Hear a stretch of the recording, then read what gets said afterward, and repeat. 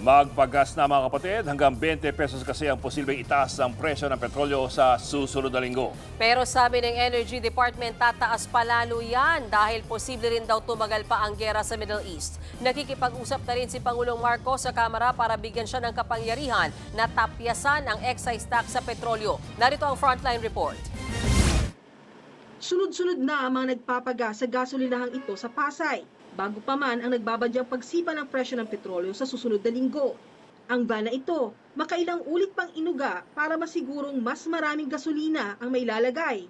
May mga nagpapa-full tank na rin, gaya ni Kim.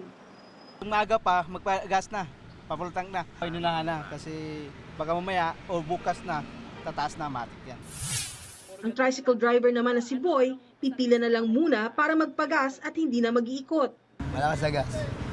Kaya yun doon tayo unahan pag gano'n sa gas. Kailangan may pasahero lagi. Dahil sa alitan ng Israel at Iran sa Middle East, nagbabadyang tumaas ng 20 pesos kada litro ang presyo ng diesel, 10 piso naman sa gasolina. Sa Lunes pa i-anunsyo ang mismong price increase dahil posible pang mabago ang presyo sa global market. Una nang nagbabala si US President Donald Trump na posibleng tumagal pa ng 5 linggo o mas mahaba pa ang pag-atake nila ng Israel sa Iran. Sabi ng Department of Energy, hindi yan dapat maliitin. Sa buong buwan kasi ng Marso ayon sa ahensya, posibleng umabot sa 80 pesos ang kada litro ng diesel, habang 70 pesos naman sa gasolina. Yung Ukraine-Russia, Mr. Chair, umabot tayo ng mga 90 kasi. So, yun, ayoko mag-project, pero ito'y mas masama pa dun eh. Kasi dito, Middle East ang pinag-usapan. Sa ngayon, pumayag naman na raw ang karamihan sa mga oil company na gawing utay-utay ang pagpapatupad ng oil price high. Sa tingin namin makakatulong yun, lalo na doon sa ating mga motorista na maging staggered. Ayon pa sa DOE, kasya pa sa 50 araw o hanggang April 15 ang reserbang supply ng diesel at gasolina sa Pilipinas.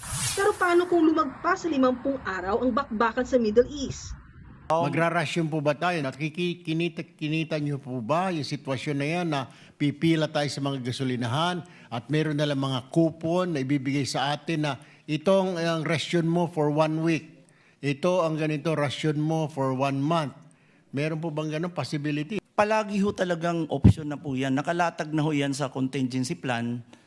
At before we attempted that before, yung exercise na yan na merong rationing, pero that is really part of the demand side. Ngayon ho, bumibili pa ho tayo. So meron hong lahat ngayon ng oil companies nagtitender ho ng option. So we're looking at by next week malalaman ho. Si Pangulong Bongbong Marcos naman nakikipag-usap na raw sa Kongreso para tugunan ang nagbabadyang krisis sa presyo ng petrolyo. Nakikipag-ugnayan na tayo sa Kongreso upang mapagkalooban ang Pangulo ng pansamantalang kapangyarihan upang bawasan ang excise tax sa mga produktong petrolyo kung papalo ito sa $80 kada barrel. Iniinganyo rin ng Pangulo ang paggamit ng mas murang bioethanol.